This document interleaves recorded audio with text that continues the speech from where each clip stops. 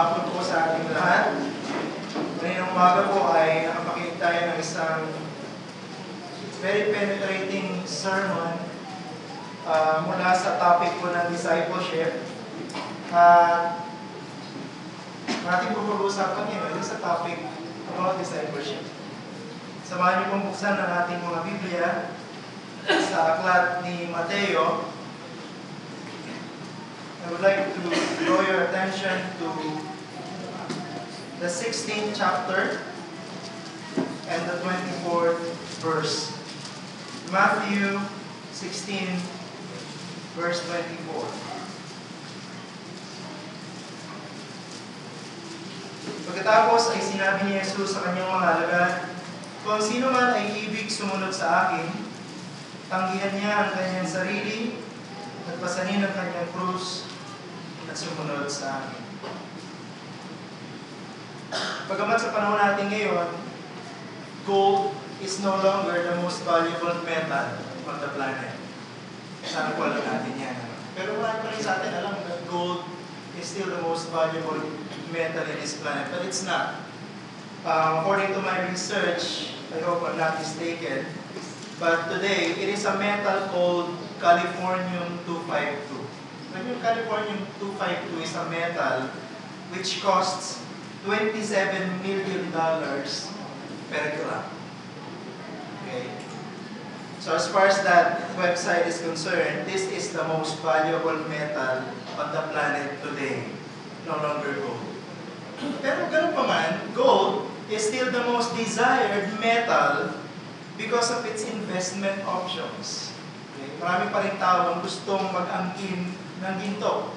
And since gold still costs a lot of money, it remains a hot item para sa mga magnanakaw at para sa mga mandalaya. Okay, for thievery and counterfeiting. However, kahit gaano ka-sophisticated ang gold forgery, even from the past decades, there still remains a very reliable test on how to determine whether a gold item is counterfeit or not. And it is the simple acid test. Alam niyo po, kung marunong kayo sa ginto, bagamat hindi ako expert dyan, nabasa ko rin din po yung information na ito, ang liquid nitric acid daw po is a chemical that will harm only fake materials in gold. Kaya po madalas, kung gusto natin na maging sigurado pagdating sa kalidad ng isang ginto, gagawa ka ng isang maliit na marka sa isang ginto o sa isang piraso ng ginto at lalagyan mo yun ng liquid nitric acid. Isang drop lang ng liquid nitric acid. Pag po yun ay nilagay nyo sa isang maliit na marka, hintayin nyo lang siya magkaroon ng chemical reaction. Fake gold will immediately turn green pagka po nag-react siya sa liquid nitric acid. So sa madaling salita, gold will not react to nitric acid. Anything aside from gold will have a chemical reaction at ang pangkaraniwang kulay niya ay green. So yan, meron po kayong tip on how to check whether a gold item is counterfeit or not. Christianity, just like gold, is being rampantly counterfeited all over the world today.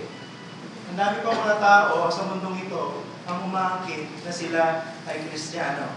Napakaganda kasi ang Biblia ay nagbigay sa atin ng isang simple pero very penetrating set of tests para malaman natin kung isang taong umaangkin na siya ay Kristiyano ay totoo o isang counterfeit Christian lamang.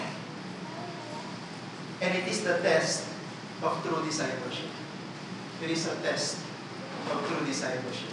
Genuine Christians may not demonstrate the same quality of maturity from each mark of true discipleship, but nonetheless, all of them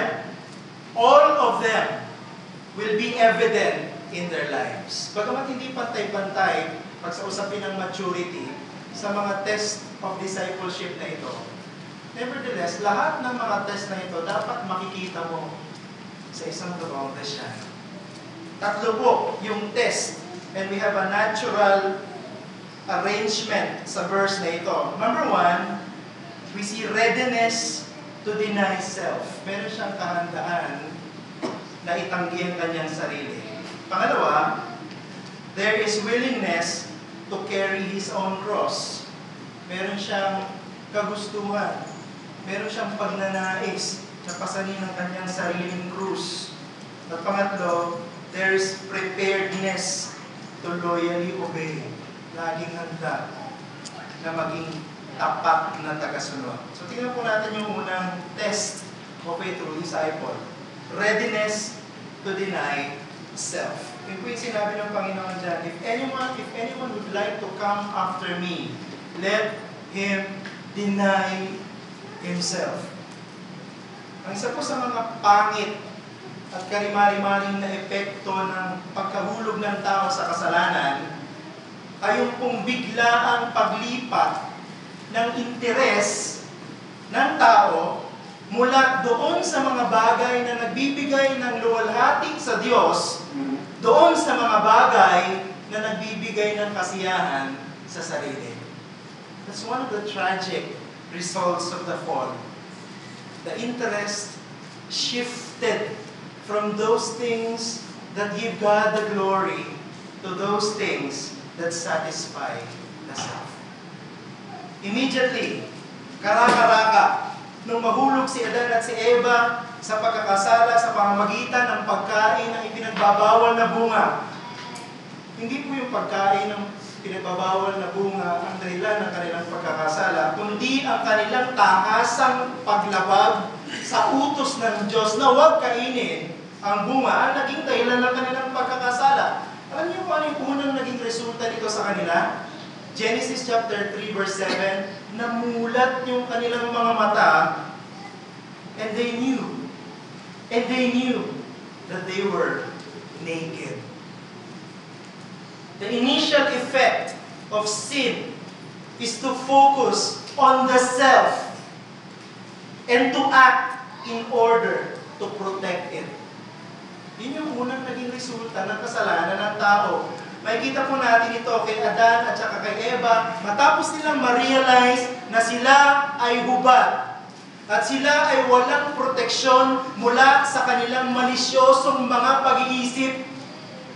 Gumawa sila ng pantakip sa kanilang kahubaran mula sa mga dahon ng igos para takpan ang kanilang kahubaran. Mula, anino? Mula sa mga hayop? Definitely not. Mula sa isa't isa. Sapagkat na-realize nila na dapat silang mahiya sa kanilang pagiging hubad. From then on, every sinner by nature has become utterly selfish. Lahat ng gagawin niya ay yung mga bagay na mag-a-advance ng kanyang sariling interes. Ang gagawin niya ay yung mga bagay na mabibigyan siya ng papuri. Yung mga bagay na maitataas siya. Yung mga bagay na malulugod ang tao sa kanya. Ang gagawin niya ay yung mga bagay na magpo-promote ng mga magiging benepisyo para sa kanya. Yung pakinabang para sa kanya. Yan ang ginawa ng kasalanan. At yan yung napakapangit na pag-uugali. Now, instead of utter selfishness, bilang isang mananampalataya, what is required from every true disciple is utter self-denial. Nung naging Kristiyano, pag naging Kristiyano ang isang tao, life is no longer about the self. Life is no longer about the self. Ang totoo niyan, self-denial o ang pagtanggi sa ating sarili should characterize the conversion of a man. Ito yung dapat magbigay ng characterization kung ano yung nangyari nung ang isang tao ay naligtas. Bakit kamo? Sapagkat sa panahon na yon na siya ay naligtas, inamin niya ang katotohanan na wala siyang kakayahan para iligtas ang kanyang sarili. Na kung pagtitiwalaan niya ang kanyang sariling kakayahan, hindi siya maliligtas, bagkus mapapahamak siya.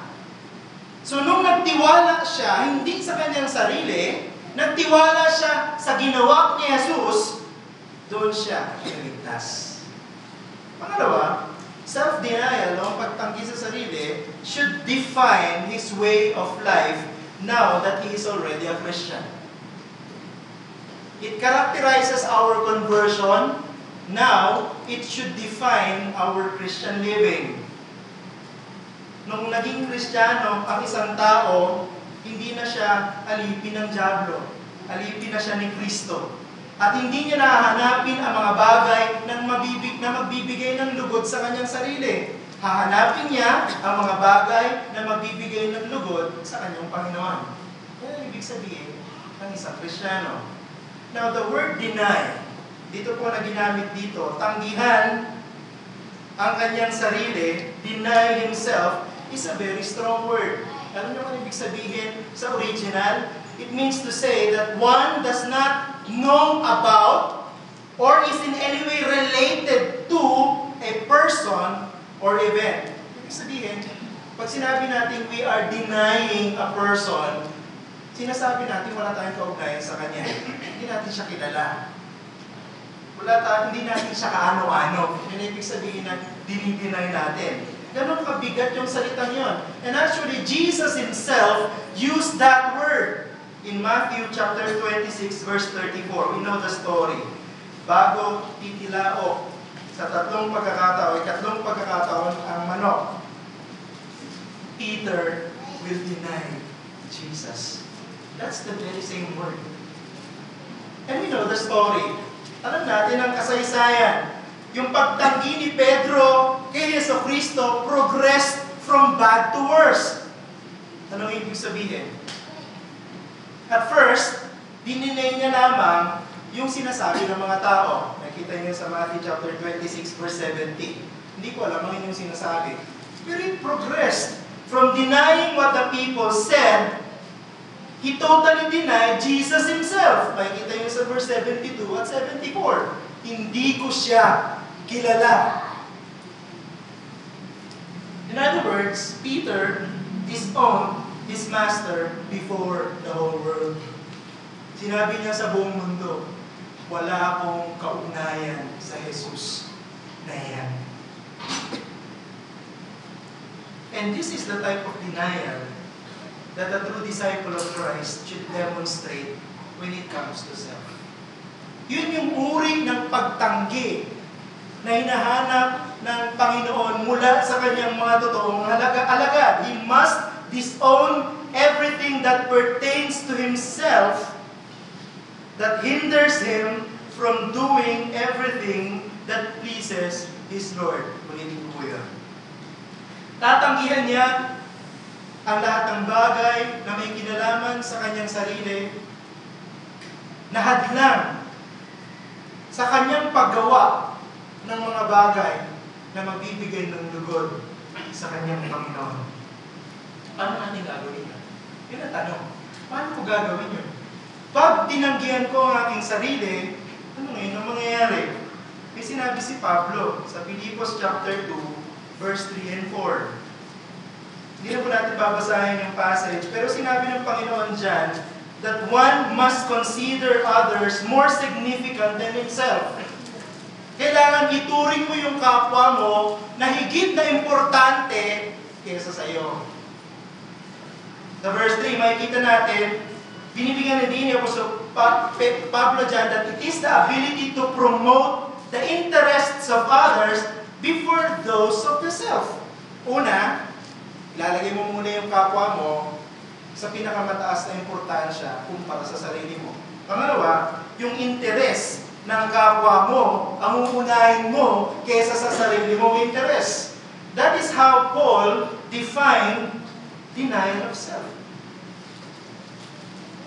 The only thing that hinders a disciple from pleasing his Lord is himself. Ang isang bagay na humahadlang para sa isang totoong disipulo na bigyan ng lugod ang kanyang Panginoon ay ang kanyang sarili. And the only way to remove this hindrance is to place something more valuable than self. And that is others. Others. Ang isang bagay na dapat gawin ng isang totoong alagad, alisin niya ang kanyang labis na pagpapahalaga sa kanyang sarili at ipalit ang labis na pagpapahalaga sa iba. Lalo na sa kanyang kapwa, mananampalataya. Self-denial is not neglecting self altogether, kasi pag kinalimutan mo na lahat ng iyong pangangailangan, nagpapatiwaan ka na nun. Hindi yun ang ibig sabihin. Self-denial means prioritizing the needs of others before those of the self.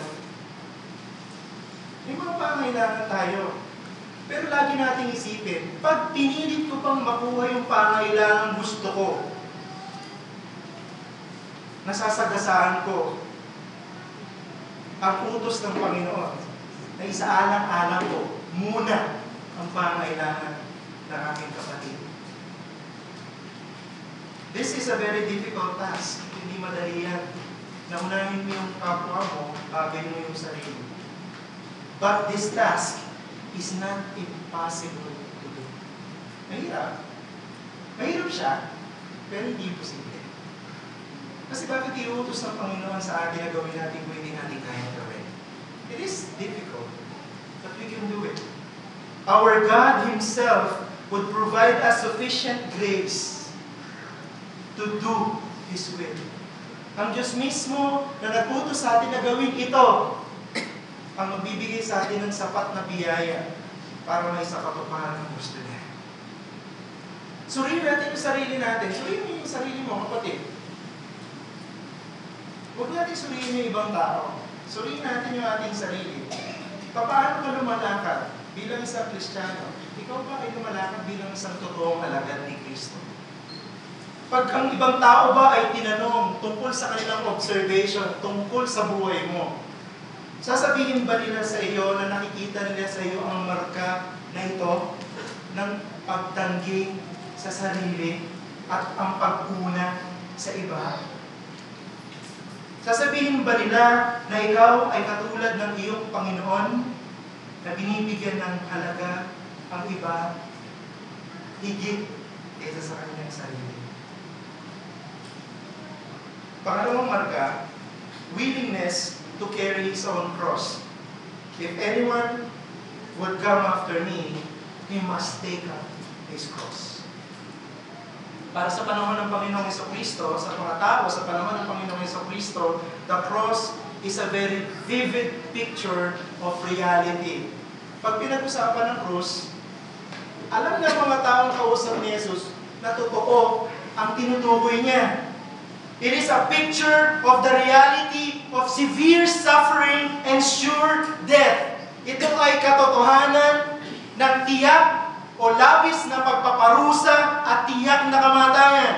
Sa panahon na yon, yung taong nagdadala ng kanyang sariling krus ay mamamatay sa krus na kanyang mismong binitbit. Ganun katotoo ang larawan ng krus sa panahon ng Panginoong Jesucristo. Ang Panginoong Jesucristo, nung sinabi niyang pasanin ng krus, He was not merely referring to minor discomforts, mga simpleng sakit, simple troubles in life. Nung sinabi ng Panginoon niya, kailangan mong pasanin ang iyong sariling krus, hindi niya ibig sabihin niya yung mga asawang naker. Hindi ibig sabihin ng Panginoong Jesucristo mga asawang irresponsable o tamad. Hindi ibig sabihin ng Panginoon dyan ay yung mga anak na nagre-rebelde sa iyo o ayaw sumunod sa iyo.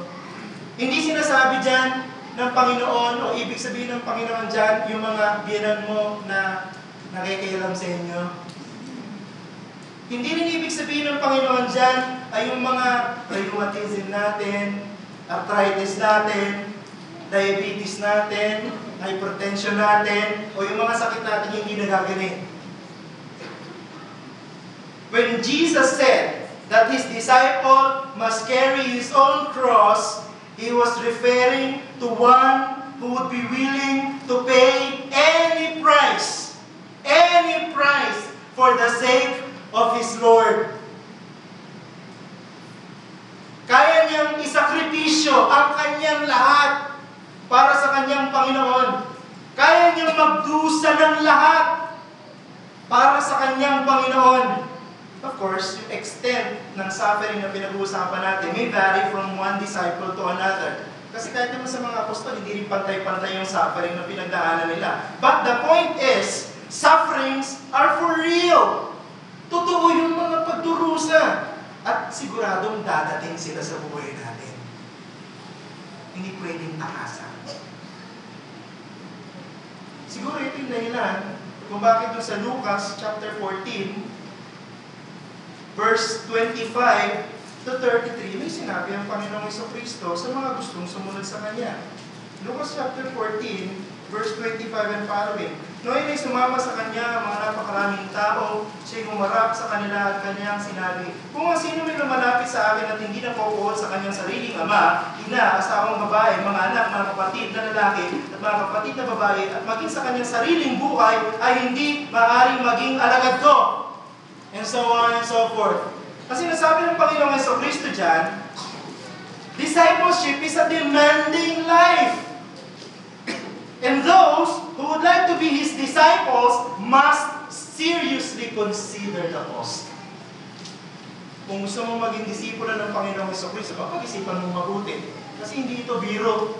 Walang tao nagtatayo ng isang gusali na hindi mo nauupo para pag-isipan ng mga bagay na may kinalaman sa pagtatayo ng gusali. Magkano magagastos, sino mga babayaran, hanggang kailan ito gagawin. Mga bagay na ganyan. Kasi seryosong bagay ito.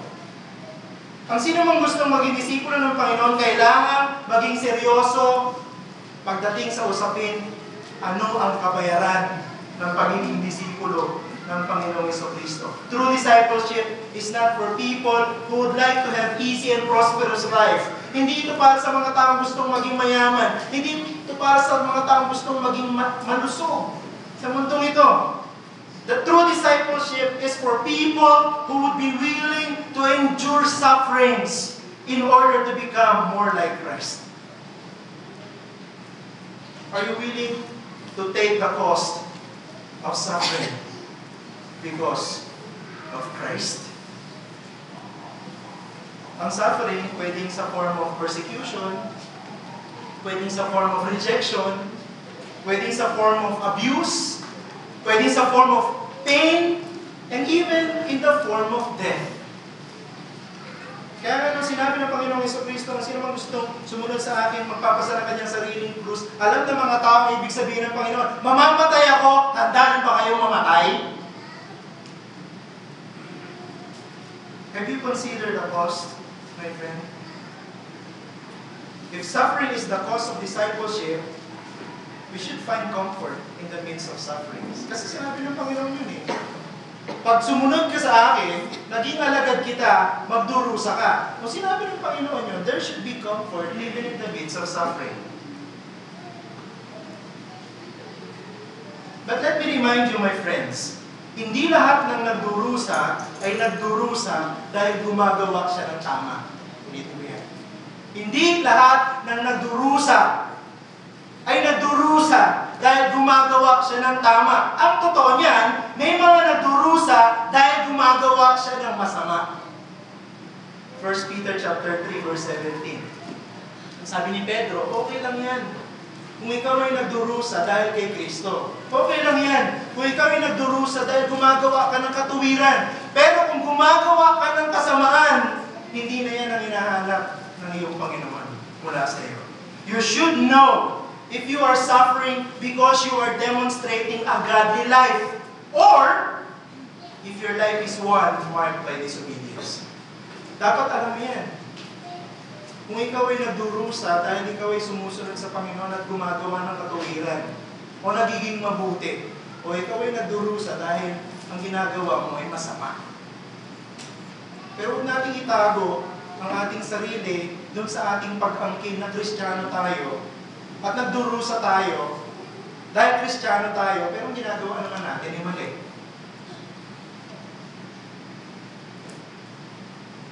Pero hindi lang doon natapos eh. Bagamat totoo na ini-equate ang cross-bearing with suffering, there is also the idea of cross-bearing as a sign of submission. Kasi ganito yan. Cross-bearing, nung panahon na yun, was a visible public affair that visualized a person's humility before the state.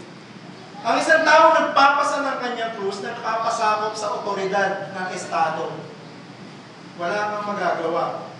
Kaya ka nagdadala ng krus dahil hinatulan ka ng estado. Dahil nasa ilalim ka ng kapangyarihan ng estado. Kaya nga, ang fundamental idea ng cross-bearing ni Jesus is submitting to the authority of God. Pag nagpasan ka ng krus, hindi lang sinasabi ni Jesus, magdudusa ka.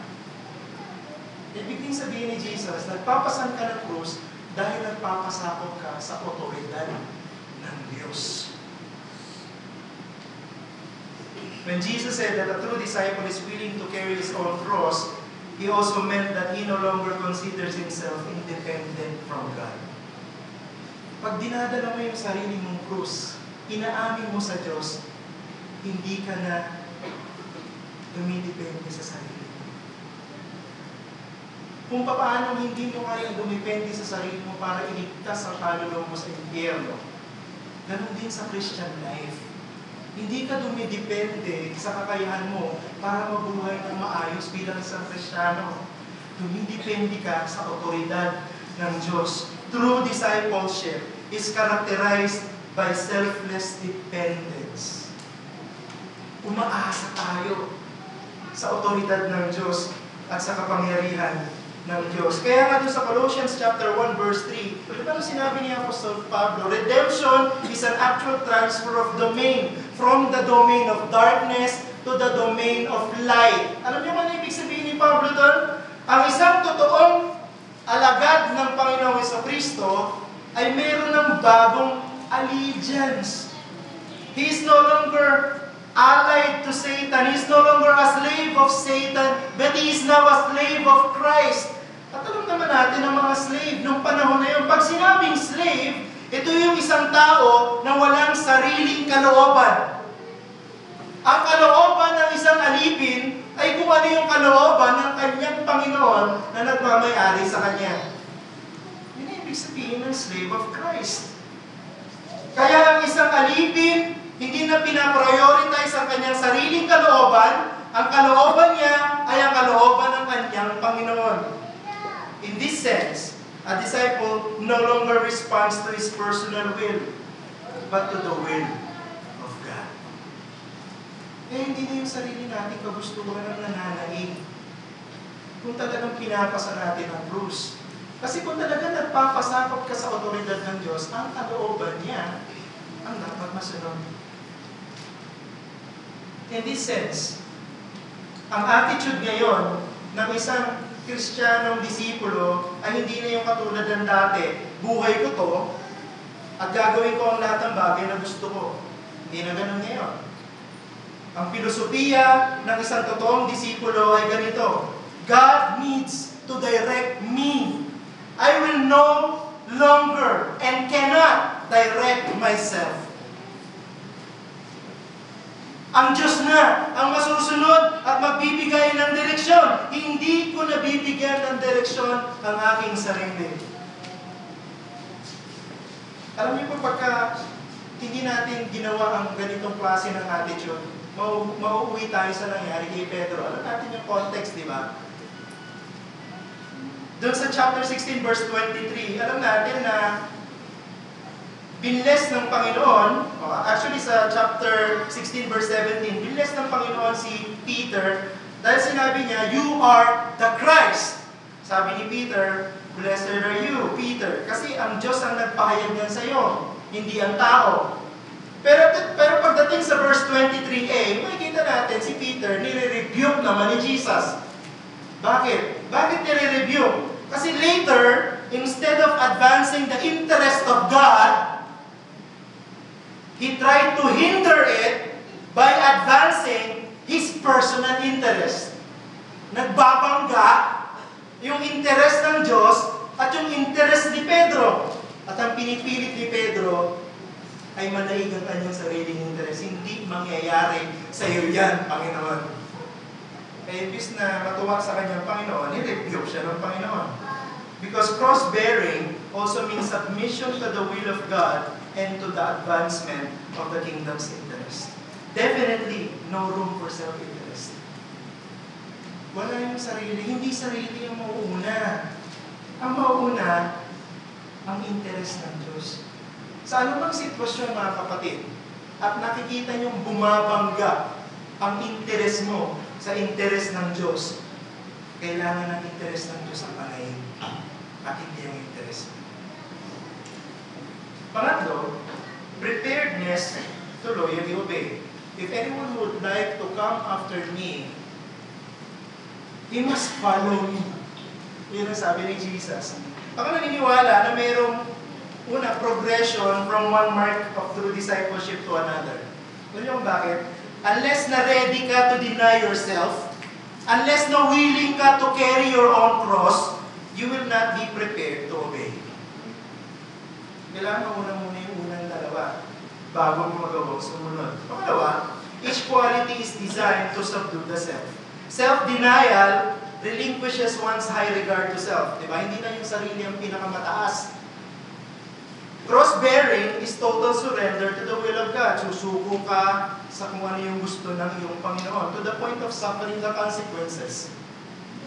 Loyal obedience is the pattern of life that exalts the Lordship of Christ. Ang pagsunod ay ang pamumuhay na itinataas ang pagkapanginoon ni Yesu Cristo. Loyal obedience is the fundamental quality that characterizes what a true disciple really is. Kung totoong alagad ka, ano sabi ng Panginoon? Susunod ka. Kung totoong disipulo ka, susunod ka. And this is what Jesus meant when He said, "Come after me." Sinabi ng Panginoon, kung sino man gusto sumunod sa akin, a disciple kasi is one who is a follower, sumusunod. Pero yung pagsunod dito, hindi lang yung sumusunod ka sa likuran ng iyong Panginoon, nauna yung Panginoon mo. Hindi lang yun ang idea ng follower. It is a radical way of life that puts the will of the Master before everything that the disciple does. Nauna, hindi rin yung Panginoon mismo ang sinusundan mo, kundi inuuna mo yung gusto ng Panginoon mo, bago yung sarili mo kagustuhan. And also, a disciple is a learner. Ano ibig sabihin ng learner? Pinaprioritize ng isang disipulo ang kalooban ng kanyang Panginoon sapagkat dito nang magsisimula ang kanyang paglago bilang Kristiyano. True disciples know that only by placing oneself in God's care and by submitting to God's every command that He would develop into the person God wants him to be. Ang isang totoong disipulo, pagka naintindihan niya na the key ay ilagay mo iyong sarili doon sa lugar na uunahin mo ang Panginoon at susundin mo ang lahat ng kanyang mga pagbubutos, doon ka nang lalago bilang isang Kristiyano. Pag hindi ka natutong sumunod, hindi ka lalago bilang isang Kristiyano.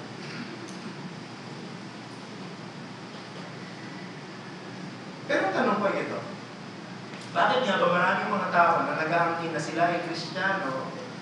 Bakit nga ba maraming mga tao na nag-aangkin na sila ay alagad ni Kristo, pero nahihirapang sumunod? Bakit may mga taong member ng church? Bakit may mga taong uma-attend sa church, bagamat hindi pa member, pero matagal na uma-attend, 10 years na, hindi pa member ng church? Nahihirapang sumunod. Alam niyo, kailangan i-clarify natin ito eh. We must distinguish between those who find it hard to obey from those who do not want to obey. Kailangan maging malinaw sa atin yan eh.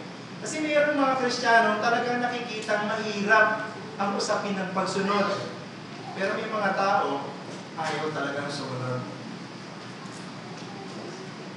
Ang mga totoong Kristiyano, pag nagbasa na siya ng Biblia, maaaring may makita siya ng mga demand ng Diyos sa Biblia na ang hirap. Ay, ang hirap sundin. Nung inihingi ng Diyos na gawin ko. At maaaring aminin nila na nahihirapan silang sundin ito. Pero yung preparedness to obey will always be there. Ang hirap. Pero sa tulong ng Diyos, kaya kang gawin. At gagawin ko siya. Iba kasi yung ang hirap, ayaw kong gawin. Di ba yun eh? Ba?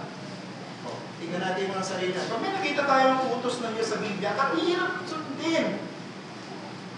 Dalawa lang bagay yan eh. Sa biyaya ng Diyos, gagawin ko pa rin. O dahil sobrang hirap, ayaw kong gawin. Bigyan ko yung example. Sa Biblia, merong inutos sa atin, o may binigay sa ating prinsipyo na ganito. Kung alam natin na ang isang bagay na gagawin natin ay magiging dahilan ng pagkakasala ng ating kapatid, anong sabi ng salita ng Diyos? Huwag mong gawin. Saan natin makikita yan? Romans 14, verse 13 to 23. Sinamarize ko na lang sa inyo yung principle. Ulitin ko. Pag alam natin na yung isang bagay o yung isang salita, pag sinabi mo, ay magiging dahilan ng pagkakasala ng kapatid mo, ano sabi ni Pablo? Huwag mong gawin. Ito ay litmus test para sa mga totoong disipulo. It is a crucial test para i-base natin yung ating judgment kung Christian nga ba siya o hindi. Alam mo kung bakit? Kasi yung mga totoong disipulo, susunod sa utos na yan. At sila ang mag-a-adjust ng kanilang sarili para sa benepisyo ng kanilang kapwa. Ang mga taong hindi totoong disipulo, ganito gagawin nila. Una, hindi nila susundin yung sinabi ng Biblia. Pangalawa, hindi sila papayag na sila ang mag-a-adjust para sa iba. Dahil para sa kanila, ang iba ang dapat mag-adjust sa kanila.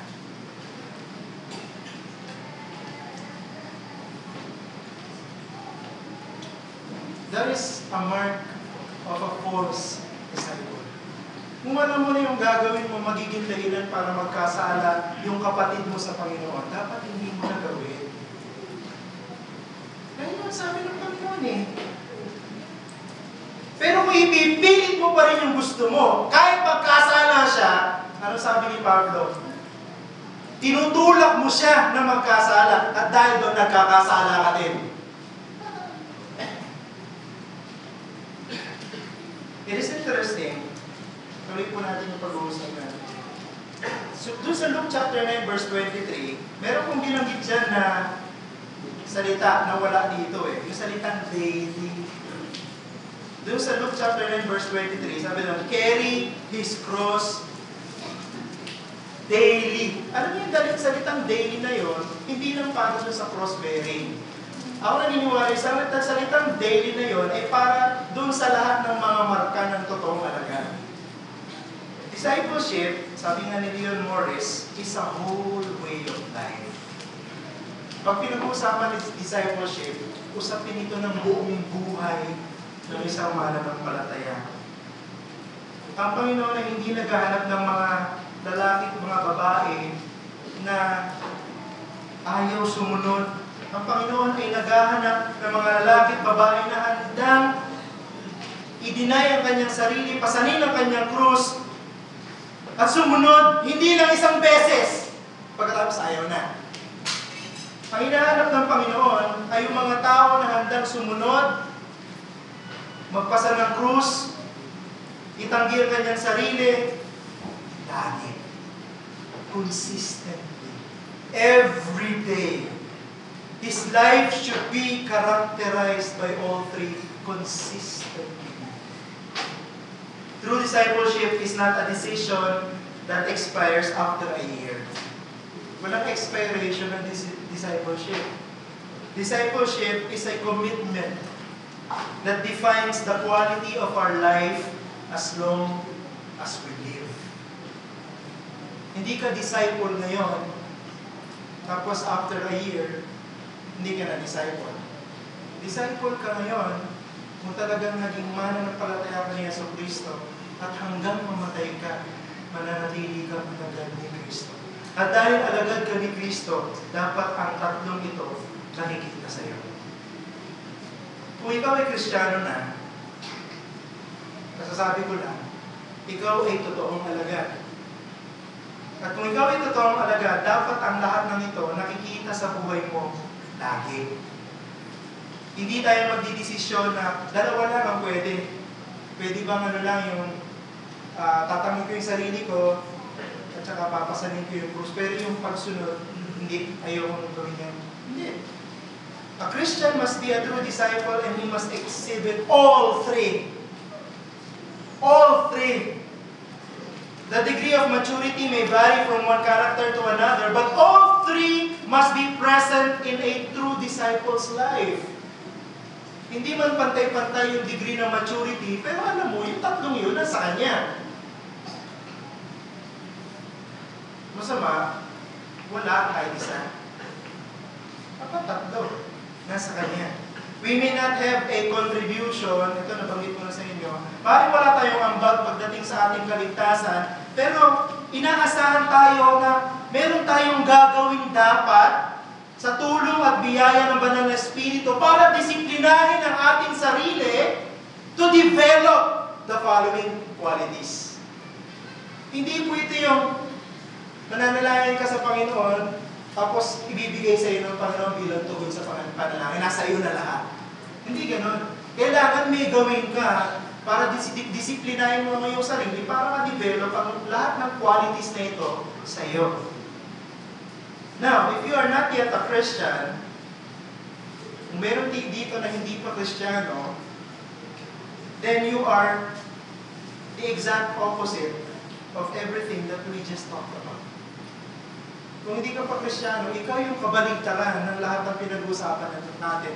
Hindi ka totoong disipulo dahil ayaw mong itanggi ang iyong sarili. Para sa iyo, ang pinaka-importante ay ang iyong sarili, ay ang iyong gusto. Ayaw mo na pasanin ang iyong krus dahil para sa iyo, hindi ka magpapasakop sa Diyos dahil iba ang iyong Diyos. Sabi ng Biblia, ang Diyos mo ay ang diablo. John chapter 8. Hindi mo gustong sumunod sapagkat ang Diyos na nag-uutos sa iyo na sumunod ay kaaway mo. Romans chapter 8, verse 7 and 8. Huwag kang magkunwari, kaibigan. Hindi ka pa Kristiyano, huwag kang magkunwari na alagad ka ni Kristo. Kasi hindi mo kayang maging alagad ni Kristo by simply emulating His qualities. Pero ano yung galing ng tao Kaya niyang mabuhay sa isang environment kahit na gano'n ka-hostile ito laban sa kanya. Nalaman ko nung nagpunta kami kay Deacon Moises, doon ko lang unang nakita yung lugar na yun. Sabi ko, ba't hindi pa sa Baguio itong lugar na ito dahil sa sobrang kapakit ng mga kalsada. Parang nakatingala ka na pagka nagdadrive ka Pero daming tao. Alam niyo kung bakit? Ang tao kasi may kakayahang mag-adapt sa kanyang environment no matter how hostile his environment against him. Pero alam mo, kung hindi ka Kristiyano at nagagawa mong mag-adapt sa buhay ng mga Kristiyano sa SGCC, hindi ibig sabihin ng totoong Kristiyano ka na. No amount of pretension can make you a true disciple. Alam mo kung dapat mong gawin kung hindi ka talaga alagad ni Jesus? Aminin mo. Aminin mo na hindi ka niya talaga alagad. At lumapit ka kay Jesucristo at magmakaawa ka kay Jesucristo na gawin ka niya alagad. Alam niyo, pag hiningi ninyo kay Jesucristo na kayo ay iligtas at gawin alagad, He will convert you into one of His own. Masabi ng Panginoon sa kanyang salita, ang sino mang lalapit sa akin, kailanman hindi ko itataboy. Sabi ni John, ang sino mang hihingi ng buhay na walang hanggan, bibigyan ng buhay na walang hanggan. Bakit hindi ka na lumapit kay Jesus? Huwag ka na lang magkunwari. Kasi pwede mo lokohin ng mga tao sa paligid mo, pero kahit kailan, hindi mo pwedeng lokohin ang Diyos. At darating ang panahon, pag humarap ka sa Kanya, ibubunyag niyo yung katotohanan na hindi ka talaga alaga. Kaya nga ngayong panahon, sana, maging tunay ka talaga. Manalangin po tayo.